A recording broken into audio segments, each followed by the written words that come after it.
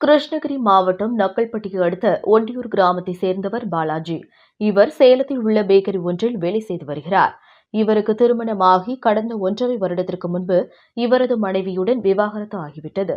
இந்த நிலையில் இவர் கடந்த சில வருடங்களுக்கு முன்பு தனது மாமன் உறவு முறையான கிருஷ்ணகிரி மாவட்டம் கரடிக்கொல்லிப்பட்டியை சேர்ந்த மாதேஷ் என்பவரிடம் ரூபாய் 34 லட்சம் கடன் வாங்கியுள்ளார். இதை பலமுறை கேட்டும் பாலாஜி கடனை திருப்பி தராததால் ஆத்திரமடைந்த மாதேஷ் தனது கூட்டாளிகளான ராணிப்பேட்டை மாவட்டத்தை சேர்ந்த சாந்தகுமார், தருமபுரியை சேர்ந்த கார்த்திக், செல்வக்கமல், ராஜ்கமல் ஆகிய 5 பேருடன் கூட்டாக சேர்ந்து கடந்த 3ஆம் தேதி காலை வீட்டை விட்டு வெளியே வந்த பாலாஜியை சொகுசு காரில் கடத்தி சென்று தருமபுரி மாவட்டம் காரிமங்கலம் பைபாஸ் சாலையில் உள்ள தனியார் லாட்ஜில் அடைத்து வைத்து பணம் கேட்டு மிரட்டியுள்ளனர். இவர்களிடமிருந்து தப்பி வந்த பாலாஜி காரிமங்கலம் காவல் நிலையத்தில் புகார் அளித்துள்ளார்.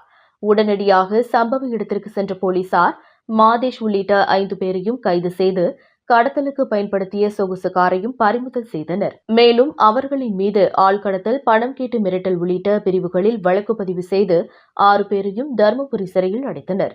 கடனை திருப்பி செலுத்தாததால் மாமனே மச்சானை கடத்திய சம்பவம் பெரும் அதிர்ச்சியை ஏற்படுத்தியுள்ளது. தருமபுரியிலிருந்து ரிப்போர்ட்டர் சீனிவாசன்.